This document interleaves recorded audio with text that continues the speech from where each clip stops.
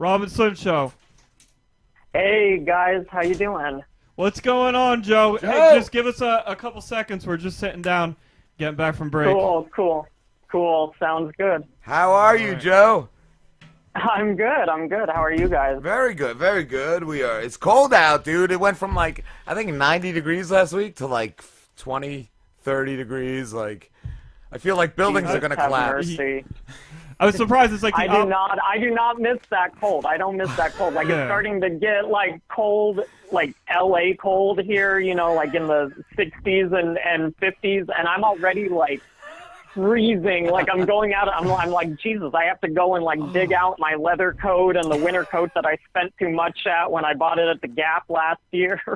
Dude, it's crazy. We didn't even have like a hoodie weather at all for No, I think it's going to get there this weekend, but yeah, right now it's like there was frost. There's like end of November weather we're having. That's what I think. It's the complete opposite of last year. Last year in Jersey, we were hot until like on Christmas.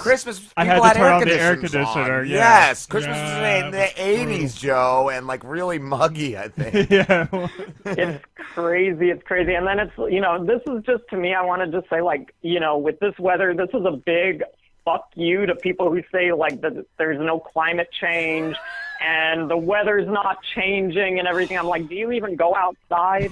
Do you have any concept of weather or changing degrees or what a temperature is? The season changes. They're just whacked anymore. The sun, like, a lot of times determines that shit. When is that thing gonna hit us? I remember in like elementary school, flare, man. They said we're getting like an inch closer to the sun every year, and we're just gonna burn up. Oh yeah. When is that happening? And then it's supposed to like swell up and like swallow. When does it turn to a dwarf too? Don't they go to like a red giant and then like a white dwarf? Yeah.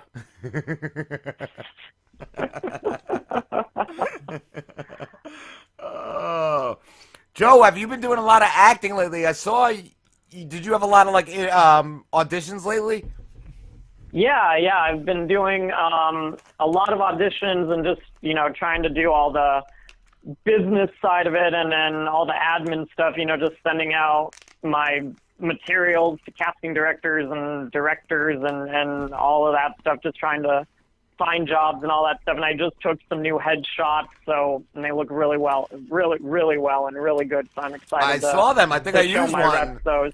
I think I used one of your headshots in the. Yeah, you did. You did. I love that. Thank you so much. Yeah, the photographer's name is Sheldon Botler, and there's some of the best headshots that I've ever taken. I was so happy. I'm like, wow, you finally captured who I am and what I'm trying to sell to this crazy business. Nice. We were talking to an actor, he's an actor and a comedian a few weeks ago. We were just talking about the headshot scam. Like, it's always like you go for an audition, it's like, yeah, you got to go to our guy. Who's and even if you had old headshots, you can't use your old headshots. You gotta even though the new ones look exactly the same, you cannot use the old ones because they got their own guy. Yeah, it's crazy. It's crazy. Like I always tell, you know, because I sometimes go and I speak at like acting classes or like colleges or whatever, especially when I go back home to like Denver, you know, it's like they bring me in to speak to some of the acting classes and some of the teachers I know.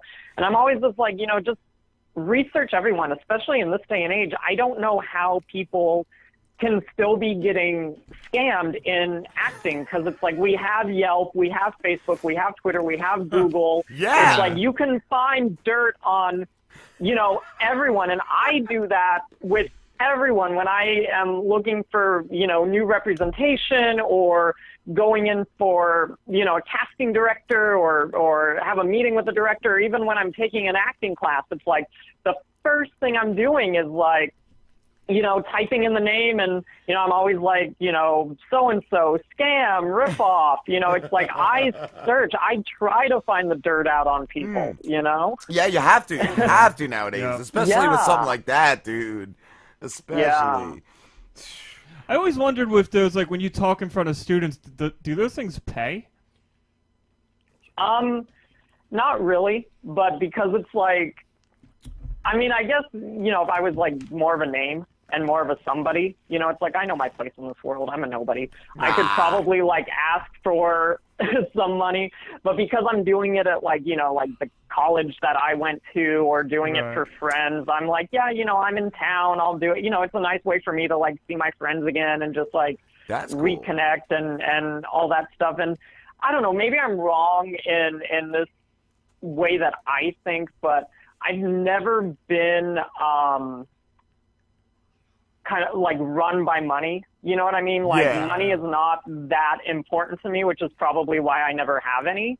But I never do anything just for the money, and I never like demand money. Like I'm the stupid asshole that like if I do something for someone and it's like really low budget, they'll like, oh, how much do you charge? How much do I have to pay you to be in my film or whatever? And I'm always like, how much do you have in your budget to pay me?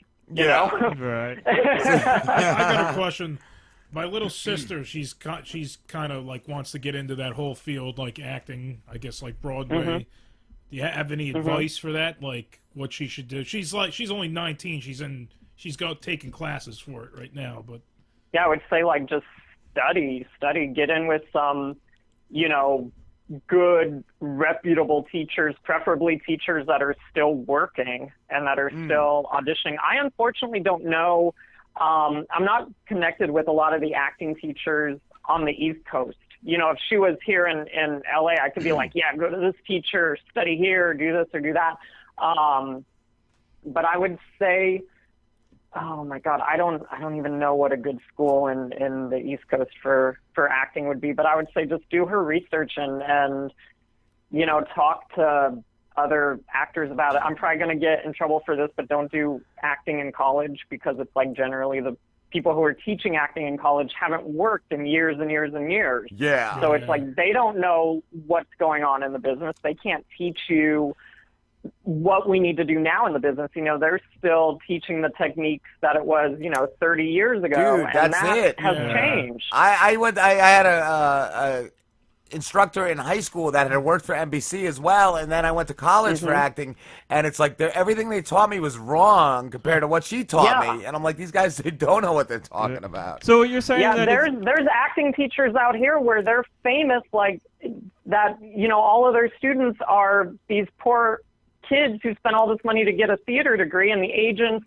are sending them to certain acting teachers to unlearn all of the bad habits and all of the bad college acting that they're doing. Wow. It's like managers now that manage like a lot of the kids and the child actors, they're telling the kids, they're telling the teenagers, telling the parents, like, if they're going to go to college, don't waste the money on the theater degree. Get like a business degree so they know how to treat this as a business, and just study with teachers that are still working. It's like, I mean, thank God the teacher that I study with, like, she's still a working actress. She's still repped, going on auditions. She's been working for 40 years, and she's done it all. She's done movies, she's done Broadway, she's worked in London and Canada. Like, it's like, Jesus Christ, like, that's the type of person you should be going for, not someone who, has like one thing on their resume and hasn't done anything in 30 years. It's cool that they let you back in your school, because I remember a year or two ago, we saw a story of Nicki Minaj. She tried to go back to her high school to speak, and they wouldn't even let her. They wouldn't even let her. That's because it's Nicki Minaj.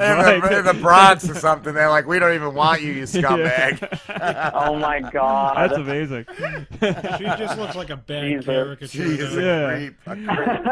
But Joe, so you think the education, the type of education you get in acting, that really determines where you go with your career?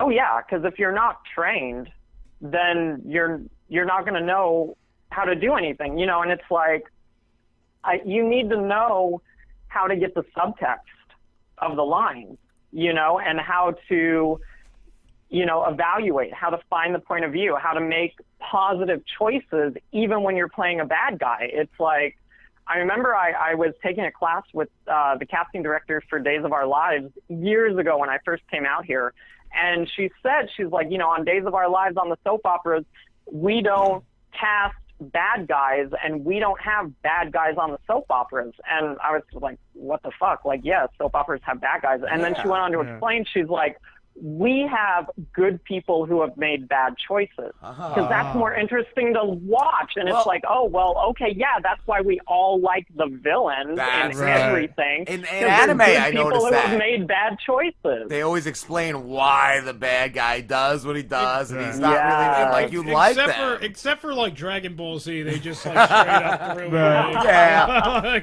But I remember Full Metal Alchemist, like Scar. He was the biggest piece of garbage, but then you saw his backstory and you felt bad for that guy. Like, yeah, exactly. It's like, my teacher, Gloria Gifford, she's always telling us when we're doing things in class, she's always like, where is the love? Where is the love? And she's written a book. She's in the process of getting it published, and that's the name of her fucking acting book, is Where is the Love? And it's true. It's true, though. It's like we want to see... Because, it's Gloria always says, and it's true, every scene between a man and a woman is a love scene, and I think you can even go further and say every scene between anyone is a love scene, because that's more interesting, I remember, too, when I was taught acting with the improv, my teacher always said, go, never disagree with anybody. It's always yes and. It's always yes and. Exactly. Exactly, and people aren't taught that, or it's like, I know so many people who... they take one, 4-week class at UCB, and suddenly they're like, oh, I'm this great improv actor. I can do Mad TV. I can do Saturday Night Live. I'm like, no, you can't. You have to take more than just a month of classes, more than 3 months of classes. You look at, all these actors that are working, and so many of them, they're like, oh, yeah, I studied for 10 years before I got my first audition, or, I had, 20 years of rejection before I got my first big thing. And even, that wonderfully funny black woman from the new Ghostbusters, what's it, Leslie Jones? It's like, she struggled for like 20 years, and her first major thing wasn't until her 40s. Wow. But she kept working at it. She kept studying her craft, and now look at her. Do you think it's also something you never stop studying, even when you do make it? Oh, absolutely, absolutely. I know, like, I'm mentioning her a lot, and I don't mean to sound like I'm name dropping, but Gloria was in Milton Katselas' master class at the Beverly Hills Playhouse. And all of that, the master class was nothing but working actors. And she was in class with Doris Roberts from Everybody Loves Raymond.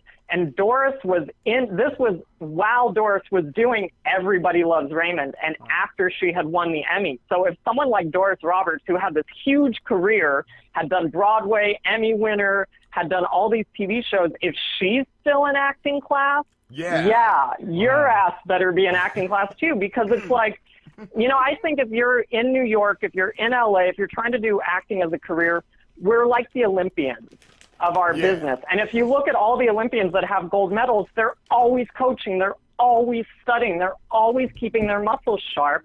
And, every studio, every film set has a teacher, has an acting coach there for the actors, And I don't care who you are in the business, everybody has a coach that they go to.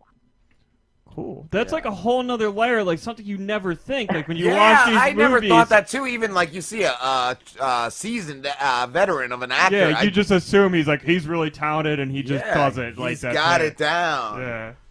Yeah, because it's like they know they want to keep those skills sharp. They still want to compete. They still want to go to that level. And the best actors too are readers. Yeah, I think if you don't like to read, if you don't want to read, you're a fool if you're going to try and get in this business, because all of these books, like, that's all your subtext. So it's like, if you want to be a leading man or a leading woman and do like a lot of romances, I think you need to read romance books, because all of those scenes when they're describing how they're looking, how they're feeling, all of that bullshit, that's your subtext. That's what makes it interesting. That's what brings that scene to life. Speaking of reading, could you read us something, Joe? Sure. And you I'll said read something really bad. You said that Harvest Howl, it's not being published anymore? Yeah, unfortunately, the publisher for Harvest Howl was one of the publishers that went out of business because no one reads anymore, unfortunately. But I have the rights back to it, and I've sent it off to a couple of other publishers I know, so it will be published again in the future. I just don't know when, because I want to continue the series, because that was my original intention. That was supposed to be the first book in the series. But I figure, since it's almost Halloween, my third novel that I wrote was actually a horror novel, and it's called In the Tarot, because I'm really into that. I'm really into tarot cards, astrology, all of that. And this book is still available. It's available from Rainstorm Press. You can get it on Amazon. It's in ebook, it's in audiobook form, and the actress who did the audiobook is so fucking amazing. I got chills when I was listening to her. I was like, oh my God, I wrote this. This is so cool. And it's also available in print form if you're old-fashioned and like to hold the book. And, you know, I always say this on social media, and people can contact me for the details, but anyone who buys the print copy of it, you know, if you send it to me, I'll sign it. So all that. So, and it's an easy book. I mean, it was my third book, so it's awful. Like, you know, every writer, you know, their first, like, 10 books are bad. But it's fun. People seem to like it because it's fucked up. So this is, this is a fucked up chapter. This is chapter 9. Okay, so here we go. Should I mute us? Angie was in Jesse's arms. The two of them had just finished making love. It was everything Jesse had dreamed it would be. It was passionate and beautiful. His chest puffed out with pride when Angie told him after that he was better than Chase. Chase may be bigger than you, she said gently, rubbing her hands over Jesse's chest, but he doesn't know how to use it. I always had to fake it with him. Jesse merely shrugged his shoulders as if he heard this compliment all the time. I'm glad you decided to move in with me, Jesse said, kissing her forehead.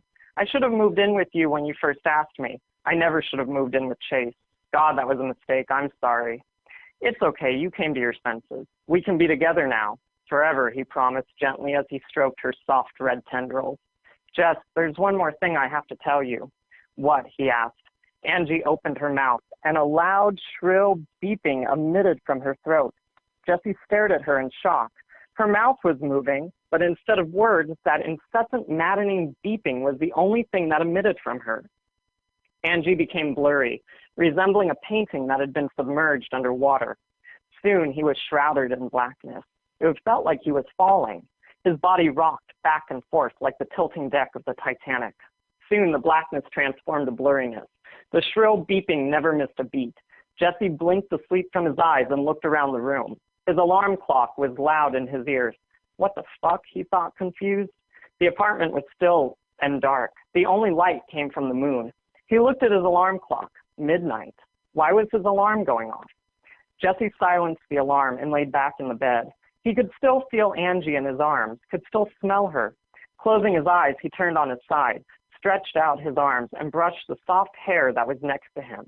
The soft hair that was next to him? Opening his eyes, Jesse screamed when he saw what was in bed with him. A powder white skeleton was lying next to him, head turned, staring at him. A deathly grin was painted on its face. Long red hair cascaded past its shoulders. Jesse's breathing was rapid. His stomach rose and fell heavily. Jesse didn't know what to do. Should he stay there? Run out of the apartment? Call for help? His chest was growing tighter and tighter, and it was getting harder to breathe. He felt pressure against the side of his skull, pushing against it harder and harder, wanting to crush it. My God, this is so bad. I feel so bad for your readers. Sorry, we had the mics muted. We did hear that the whole time, though. That was great. There's like 2 more paragraphs, and then I'll stop. Okay. Awesome. What's going on? He thought, feeling the ice-cold sweat drench his body. First the dog, now this. Jesse's eyes grew large and nearly popped out of his head when the skeleton got up, rolled on top of him, and straddled him. The skeleton started laughing maniacally, high, shrill laugh that sent chills up and down Jesse's spine as it lustfully bounced up and down on him. Jesse let out a disgusted, shame-filled moan and was horrified to find that he was hard as steel. The skeleton's laughter turned to moans that sounded like a lion, guitar, and piano were being mangled in a wood chipper. Its hands moved over its body, throwing its head back. It screamed louder and louder.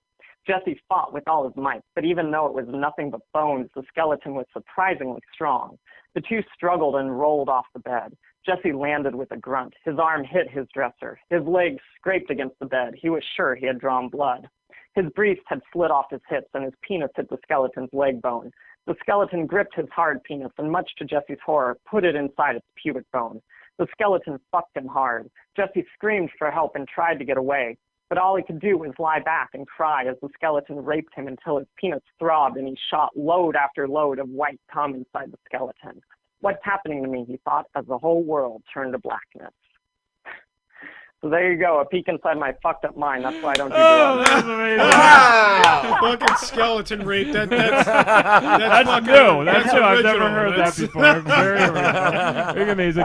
You know what's funny is you brought up the character with the alarm clock in the dream. I've had full dreams that felt like they've last forever, where I was trying to figure out where that beeping was coming through. And that was the dream where I'd be Oh like, my is it God, the that's car? funny. And yeah, it's crazy, man. You ever been having a dream, and I haven't dreamt, I don't even know in how long, but when the alarm goes off, you dream that it's happening in the dream? Like, Yeah, that's what I'm saying. yeah. Where, Or like, the Yeah. TV or something, because I used to have an Yeah. alarm on my TV, so the TV would come on, and I'd start dreaming that I was watching. It was just, it's weird. like I was saying, I'll have dreams where me and like my dream characters would be trying to figure out where the beeping was. It's like, is it there? Is it the car? And you go on this whole journey That's trying funny. to find the Or beeping. have you ever had the lame work dream where you're at work and it's just a lame work day, and then you wake up and you're like, fuck, now I have to go to work, and it's just Yes. depressing. Yes. No, I never had I've had those. that. Oh, What about when you were younger, right? Like still in high school, and you were up all night doing your homework,